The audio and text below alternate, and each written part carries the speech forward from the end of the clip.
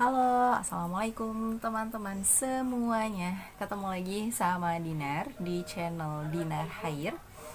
Kali ini ada satu hal yang istimewa, yang berbeda dari konten-konten yang sebelumnya. Apa itu?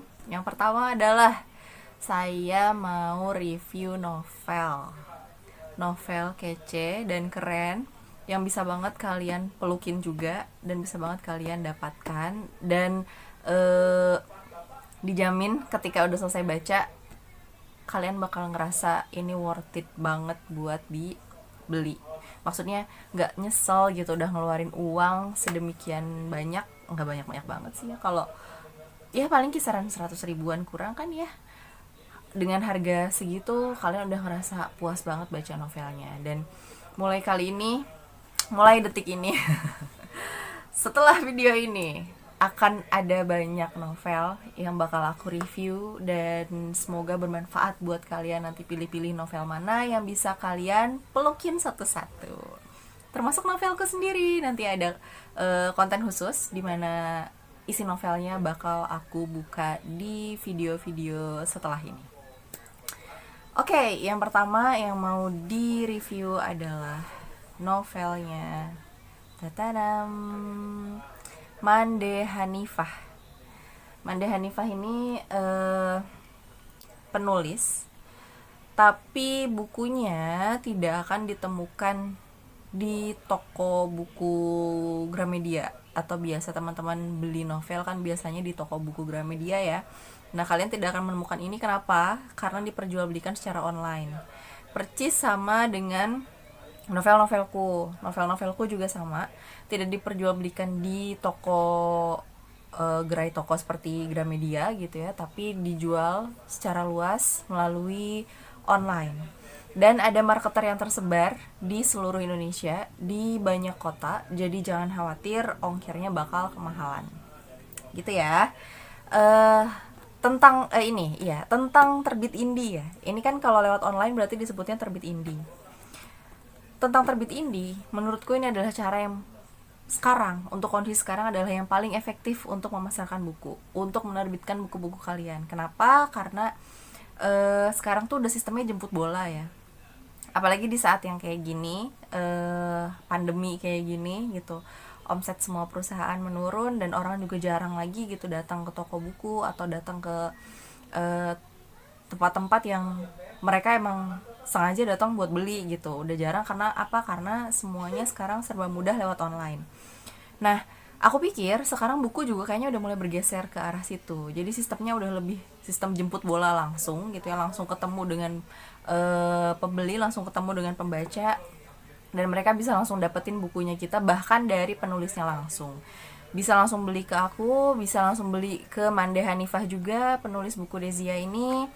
Juga bisa ke penulis-penulis lain, penulis indie gitu ya. Jangan raguin kualitasnya, karena percaya sama aku, walaupun ada yang ngakak, enak banget ngakaknya. Walaupun terbitnya indie, tapi kualitasnya nggak akan beda jauh, bahkan sangat layak untuk masuk ke toko buku Gramedia sekalipun. Kenapa? Karena memang kualitasnya banyak banget yang bagus. Dan kalian bakal nemuin penulis-penulis yang ternyata walaupun gak terbit di Gramedia tapi tulisannya berkualitas banget loh. Dan itu tuh aku temuin di lingkungan penulis yang sekarang ada di circleku, termasuk aku sendiri ya. Karena stigma stigma terbit di Gramedia atau terbit mayor itu sama dengan sudah tentu bagus, itu menurut aku harus mulai dicabut dan dihilangkan. Kenapa? Karena nggak kayak gitu juga gitu loh. Yang terbit indie tuh banyak banget loh, yang keren-keren dan luar biasa. Ya ada juga memang penulis yang terbit indie tapi kualitasnya memang tidak ada yang mengecewakan kata pembaca gitu ya. Tapi yang bagus-bagus dan berkualitas juga ternyata sangat banyak sekali. Salah satunya adalah Mande Hanifah ini. Ini bukunya juga udah terjual ribuan eksemplar dan rata-rata reviewnya adalah semuanya ya puas gitu sama hasil novelnya. Itu pun yang aku rasakan. Let's move to the review langsung.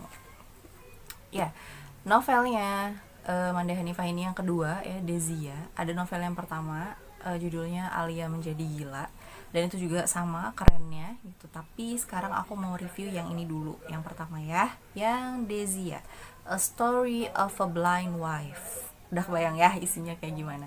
Jadi memang tokoh utamanya adalah seorang wanita yang matanya buta karena kecelakaan waktu dia masih kecil. Jadi dari dia kecil sampai dia dewasa, dia hidup dengan mata yang tidak bisa melihat gitu.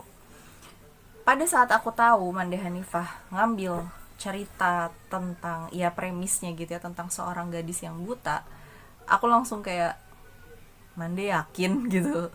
Nggak ngomong ke Mandenya sih, tapi pas baca ceritanya di komunitas bisa menulis tuh kayak yakin nih bikin cerita tentang gadis yang buta gitu. Gimana cara menarasikannya ya gitu. Orang yang buta kan tidak melihat apa-apa.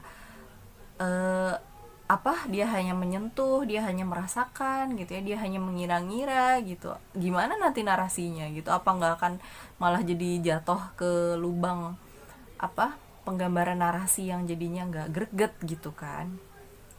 Tapi ternyata sesuai dengan apa yang aku ekspektasikan ya di awal, bahwa Mande pasti bisa sih eksekusi ini. Aku pikir kayak gitu.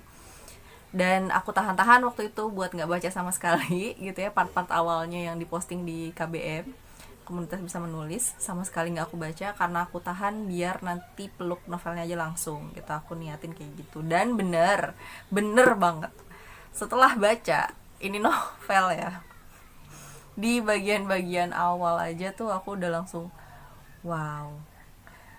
Konfliknya memang sederhana, konfliknya tuh nggak macem-macem, cuma intinya tuh hanya cinta segitiga antara tiga orang, Dezia, Araska, sama David. Tapi please, Mande tuh bisa ngebuat kisah yang sederhana itu ya, sederhana banget gitu, kisah cinta segitiga itu jadi satu hal yang bener-bener enak buat dilahap, dinikmati, dan dibayangkan.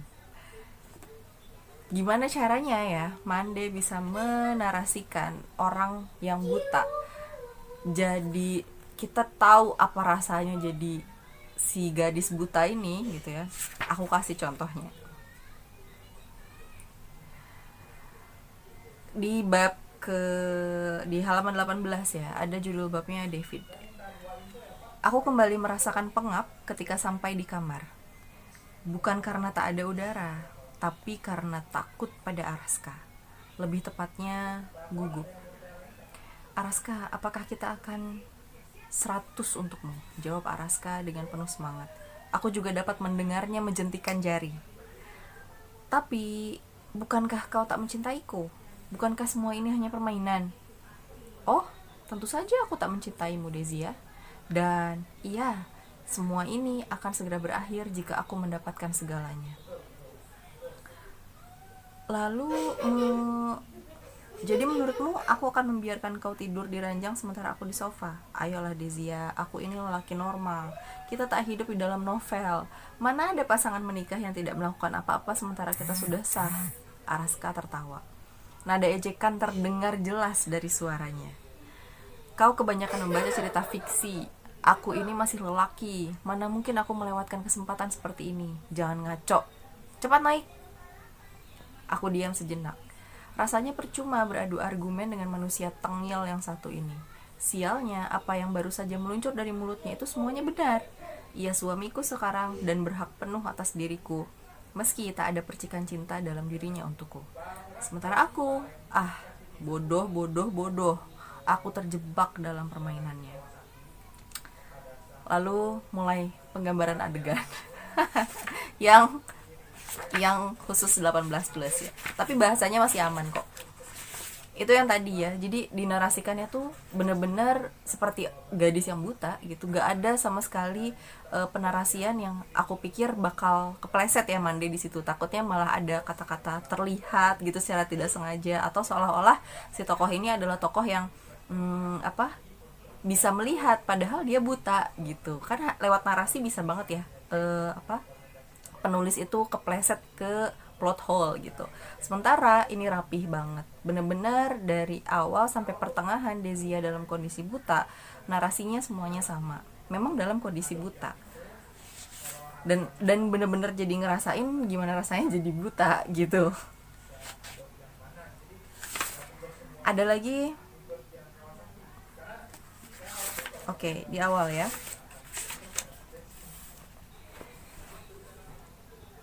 Rumah dan kamar ini terasa benar-benar asing. Aku tak bisa menerka berapa jarak ranjang ini ke jendela, atau benda-benda apa saja yang terdapat di sekitarnya. Yang terasa hanyalah hawa dingin menusuk penciuman ketika aku menghela napas agak dalam. Kasur ini dilapisi sesuatu yang sangat lembut. Jari-jariku bahkan belum pernah merasakan kain sehalus ini. Aku sepenuhnya sadar bahwa pernikahan ini tidak didasari dengan cinta, tidak untuk Araska pun denganku. Aku tahu bahwa ini hanyalah trik lelaki itu untuk mendapatkan harta warisan kakeknya yang kaya raya.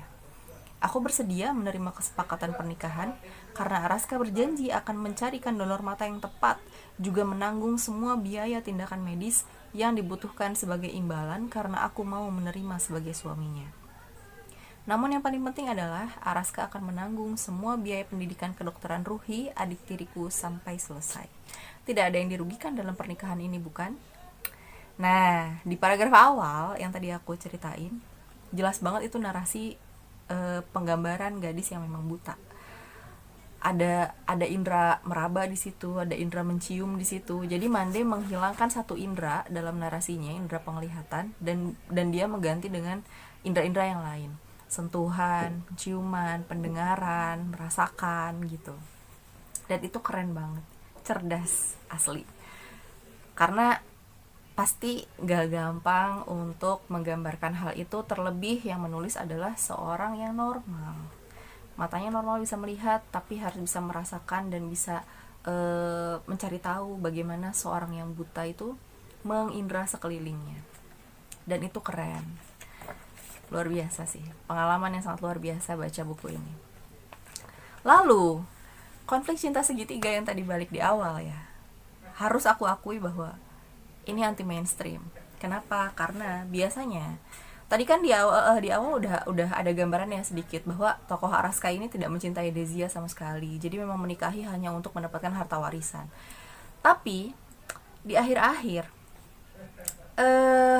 biasanya untuk premis yang seperti ini kan pasti penulis akan mengarahkan pada cerita di mana sosok yang asalnya dingin, jahat, ketus, laki-laki gitu ya, nanti tuh berubah jadi sosok yang sangat-sangat bisa dicintai gitu, berubah karakter gitu di akhir, sampai akhirnya pembaca ngerasa oh ternyata dia kayak gini, oh ternyata dia kayak gitu, dan akhirnya berubah jadi suka sama si tokoh utama.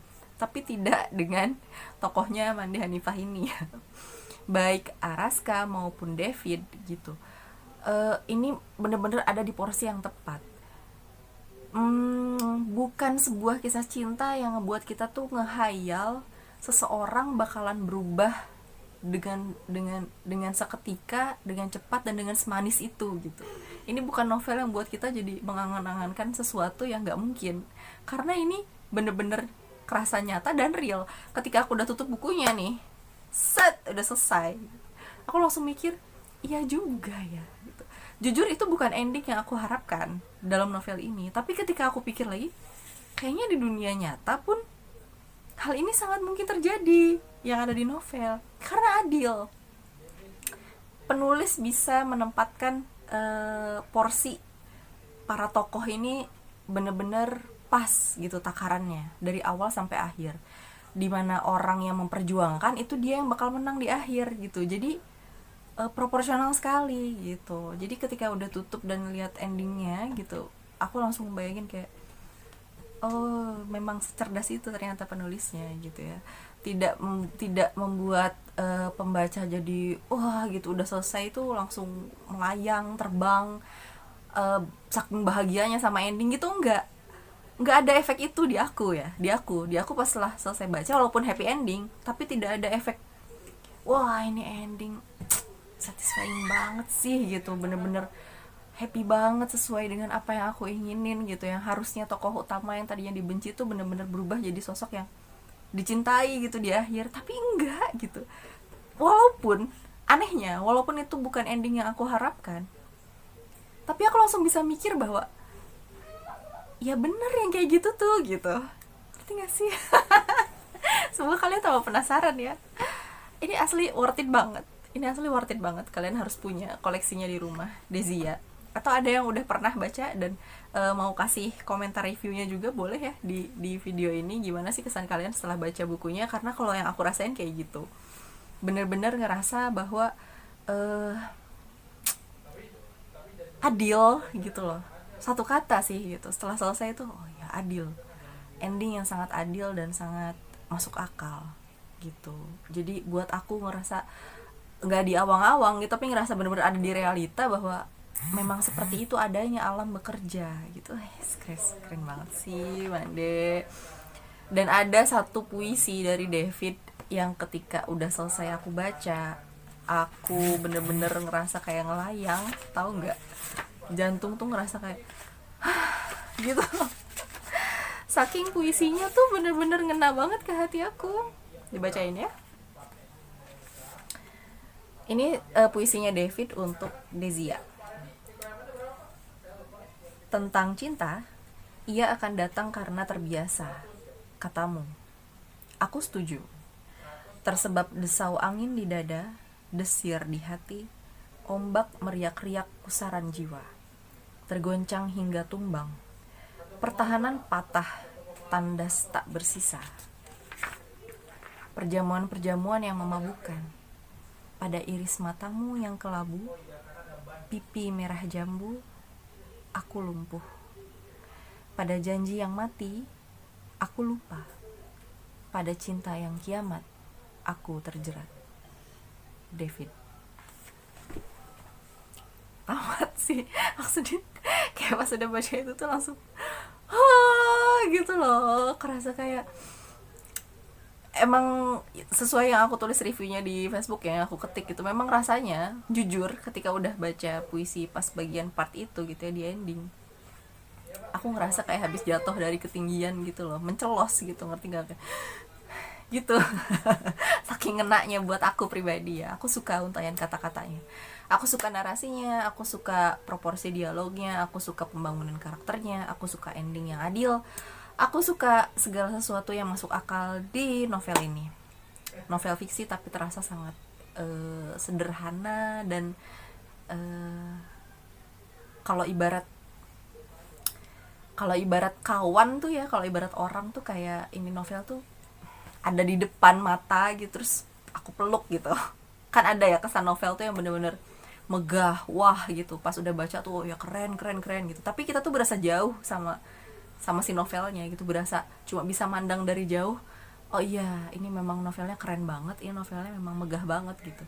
Tapi kalau novelnya Mande, saking sederhananya yang Dezia ini ya gitu, aku tuh ngerasa kayak dia tuh orang yang bisa aku peluk dan aku rangkul gitu. Kamu keren banget sih gitu.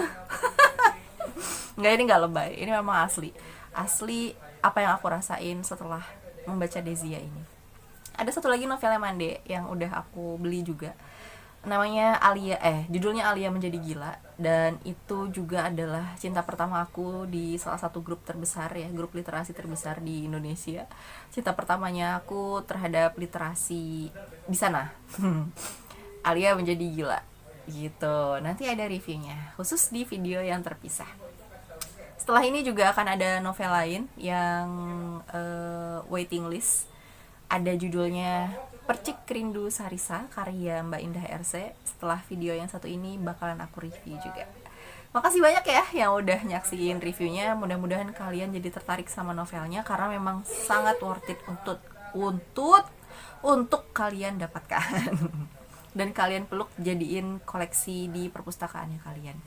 Semoga suka sama review novelnya dan semakin yakin untuk memeluk Dezia. Dadah, assalamualaikum warahmatullahi wabarakatuh.